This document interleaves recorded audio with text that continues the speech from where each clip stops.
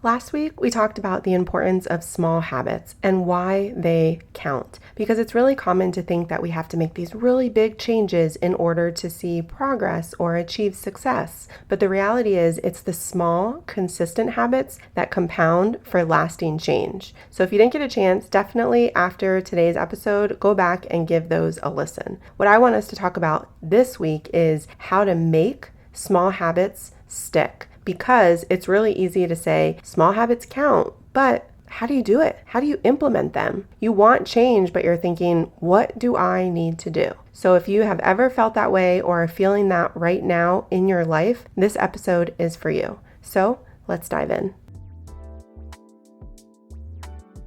Are you too busy to prep healthy meals? Do you feel self-conscious about your body and your clothes not fitting right, but you don't have time to work out?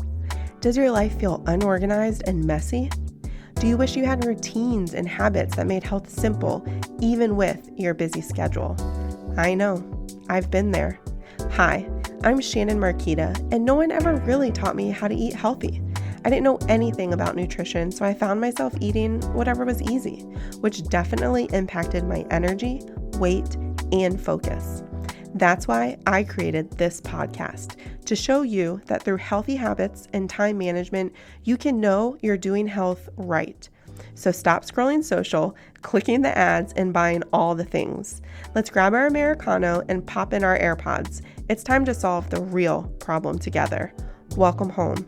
A fresh start awaits. I want to start this episode by offering you encouragement and a reminder that you don't have to overhaul your whole life in order to create momentum. In fact, the smaller the habit, the more likely it sticks. Which is why today what we're talking about is how to make small habits stick without burning out. Because why does burnout happen when we're building habits? It happens because we try to do everything. We try to make really big changes all at once, and we're doing too much. We're trying to do a whole overhaul because we know where we are now, we know where we want to be, and we try to change everything, and it becomes overwhelming and we're doing too much, and then it just doesn't feel possible, and so we're thinking, why even try? And we stop. We throw in the towel, and instead of doing anything, we actually do nothing. And I don't want that for you. What I want for you is to start by adjusting your expectations, because you know the season of life that you're in. So what is it that you want to change? What is realistic? And where can you start? And a good indicator is to start with what I like to call an anchor habit. I'm doing this in my own life right now with some of my time management aspects. And that is, what is something solid that I have already in place? And for me, that is doing podcasting on the weekend. What is it for you? What are things that are so solid every single week or in certain days that you can build upon? This is also known as habit stacking. You're taking what the anchor habit is and you're going to build upon it. You're not going to overhaul your whole life. You're going to build upon something that is already rooted and established. And we're going to do this in a very simple manner. So for me, podcasting in my business happens on the weekend, and that is just a very calm, low-key flow that I have that is not surrounded by a lot of stress and time demands. Whereas during the week, when I'm taking coaching calls and I'm also trying to be present on social media and I'm also working a full-time job in addition to my own business, that's a lot for anybody. So to podcast during the week just feels like either it's going to get shortchanged or it's just not going to happen. So for me, with it being rooted on the weekend, when I'm also trying to create some additional products that offer value to you, or I am trying to be proactive and lay out my week in a better manner so that each day I don't feel like I'm scrambling, it pairs really well with me already working on my business in focusing on the theme for the week and having all the content at the forefront of my mind. I can sit down and just do it all at once instead of trying to spread it out. And every time I sit down, refocus and remember what I was thinking about or what I wanted to teach or emphasize. So for me, that's a current example in my life. For you, it could be something in regards to I want to be more active. So right now, if you are going from not having any activity to creating a new habit of activity, what can you pair it with? One example that I gave in last week's episode is starting small. Don't try to go from no activity to running 5 miles a day or getting up at 5 a.m. to work out every day when you don't even have a habit established right now. You need to be realistic. What does your life look like right now? Where can you afford some time that can be consistent for you to show up?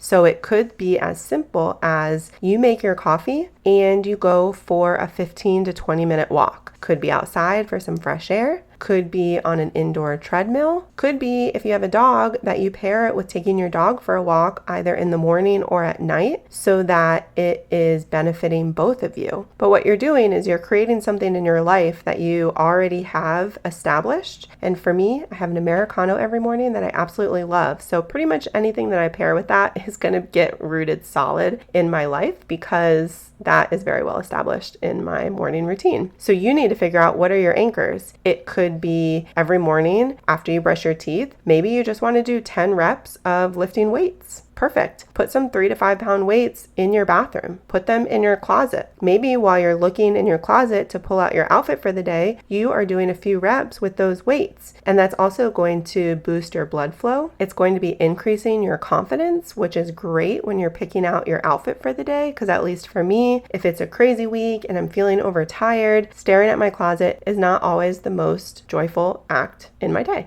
It can become stressful because it's one more decision that I have to make, or I'm feeling overtired and so I just feel like I don't like how anything looks. That's a very dramatic thought, but sometimes I have it. So doing these new habits, pairing them with an anchored habit that already exists, you are keeping things extremely simple. You are setting yourself up for success, and you are doing it in a way that pairs well for the season of life that you're in, because seasons change. Schedules change. Priorities change. If you have kids, you know that it is now summer season and a lot of schedules change. And so you have to constantly be adjusting and adapting. So taking in the season of life that you are currently in and making a plan accordingly is very powerful in your success rate because you're making sure that it's feasible. And so what goes along with that is that you also have to give yourself permission to reset your system, because in these changing seasons and as priorities and your different schedules change, you're going to have to be adjusting. But the more that you have these anchor habits and you have created roots for the healthy habits that you want to be establishing in your life, it's a lot easier to make shifts and to reset your system because you are still showing up for what is important to you. You are just shifting. So sometimes in my schedule, I can't do my morning workout like I love. So I either need to go on the weekend, or I might have to go later in the morning. Or a few weeks ago, my schedule had such an adjustment that it was a matter of I either went at 5 a.m. or I didn't go. So you know what I did? For 3 days, I went at 5 a.m. because the habit was rooted. I'm keeping the habit. I'm just adjusting for the season that I'm in. And so it wasn't a question of, am I going to do my habit? Am I going to keep my word? Am I going to show up and work out? The question was, when am I going to fit this in? Okay, it's 5 a.m. Let's go. So that's how it needs to be for you as well, is these get so rooted and established that as your seasons in life adjust constantly, that you are simply adjusting as well, but you're keeping what's important to you. And so amidst all of this, just remember that you are showing up for your life and you are doing great work. Celebrate the wins. We have a tendency to forget to do that. They're not big wins that are just seeming like all this progress is being made. And maybe using the fitness as an example, you haven't reached your goal of wherever you want to be health-wise. Okay, but you can still celebrate your decision to show up, your consistency of showing up, whether it's taking the stairs instead of the elevator, whether it's working out 3 days this week instead of 0 last week, whether it's choosing a side salad instead of fries. For someone who loves French fries, that is a huge win for me that I celebrate every time the opportunity presents itself. Do I never eat French fries? No. But what I might do is someone else who orders French fries, I might ask, hey, can I have a few of yours? And then you take 3 or 4. So you're still getting to have some, but you're not having an entire side on your plate where you are then tempted to overeat and it doesn't support your goals. We're not here to punish ourselves. We're not here to not enjoy our lives. We're here to make healthy decisions that decrease our stress and improve our confidence. So start where you are. Use what you have. Build these habits gently with grace and consistency, because all I want for you is for you to have confidence in your decisions, for you to be trusting yourself, for you to be showing up and have self-discipline and self-confidence, because you know that you are somebody who, when you say you're going to do something, you do it. And the more that you trust yourself, you show up in every area of your life better and more confidently. And that's what I want for you. I hope you're having a great week, and I will talk to you soon.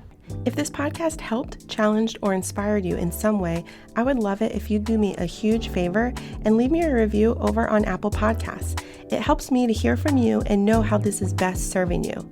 And go ahead and screenshot this and share it in your stories. Tag me at Shannon Marquita. That's ShannonMarqueta. And send it over to a friend in a text who is ready for healthy changes in her life too. Let her know that this episode might serve her as well. I am just so grateful for you and would love to hear from you.